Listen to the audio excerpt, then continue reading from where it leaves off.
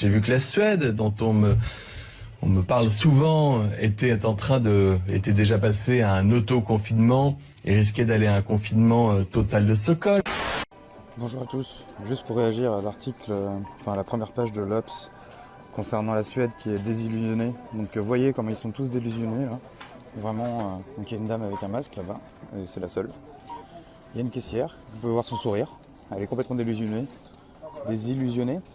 Enfin bon bref, c'est la désillusion quoi. Voilà, c'était juste très court, mais c'était pour vous montrer à quel point c'est la désillusion partout. Voilà, vive la Suède. La plupart de nos voisins européens font comme nous et globalement, je dis bien globalement, allègent leurs dispositifs sanitaires, exception notoire la Suède qui change radicalement face à l'épidémie qu'elle a tout simplement laissé courir. Un pays en Europe doit faire volte-face. Après avoir été érigé en exemple, préférant les recommandations aux interdictions ou au confinement, la Suède change de stratégie. N'allez pas au gymnase, n'allez pas à la bibliothèque, ne dînez pas, n'organisez pas de fêtes, annulez. Nous sommes le samedi 28, nous sommes à Stockholm et toujours par rapport à la désillusion dont parle l'Obs en première page, voilà, je voulais vous montrer un petit peu à l'extérieur voilà, comment ça se passe. Là c'est vraiment la désillusion, hein. On voit donc déjà, là vous voyez, j'enjambe les cadavres comme d'habitude. Les gens ont peur, hein. Ils sont vraiment, mais alors flippés, on voit bien. Et à un moment, on se demandait si leur engagement libertaire n'était pas une façon d'y arriver. Non, là, ils sont dans un état de catastrophe. Ah bah oui, eux, ils sont partis sur une stratégie. Échec total. Ils n'ont pas réussi, je crois qu'ils sont arrivés à 8%, alors qu'au même moment, on en est arrivé à 6%. Et l'immunité collective, c'est 70%. Oui. 70% de la population qui a le virus, on est tranquille, le virus arrête de circuler. Donc voilà, comme vous le voyez, personne n'a de masque, mais absolument personne. Alors, je vais quand même vous montrer parce que faut que les gens quand même se rendent compte de la supercherie qu'on est en train de vous raconter en France.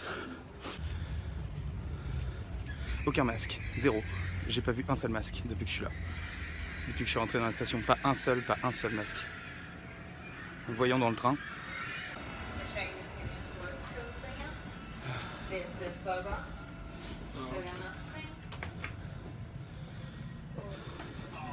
Pas un masque. Ils en sont très très loin, et puis là ils ont commencé, je crois qu'ils ont 6 fois plus de morts que les pays autour en proportion.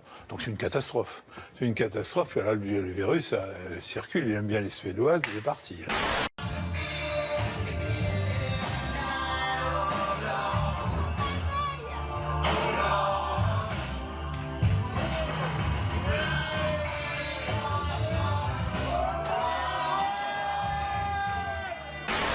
C'est une catastrophe, là, le virus circule, il aime bien les Suédoises, il est parti. Il y a la Suède qui n'a jamais vraiment confiné. C'est la pire mortalité européenne. Il y a des pays d'Asie qui sont bien sortis de l'épidémie et qui n'ont pas confiné non plus. Donc vous mettez l'armée dans les rues? On verra. On met l'armée dans les rues ou on laisse mourir les gens comme en Suède? Si je résume. La Suède a une mortalité qui est beaucoup plus élevée que la France.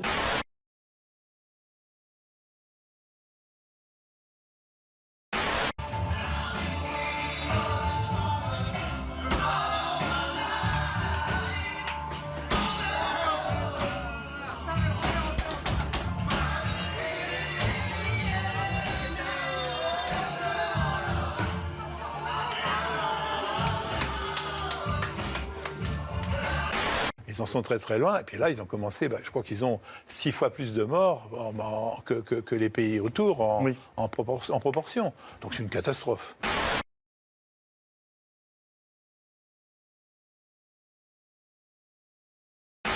La troisième vague est arrivée à Hong Kong, je vous le signale, parce que Hong Kong avait troisième vague à Hong Kong. Il faut là aussi, à chaque instant, nous souvenir de ce à quoi le mensonge peut conduire dans nos démocraties.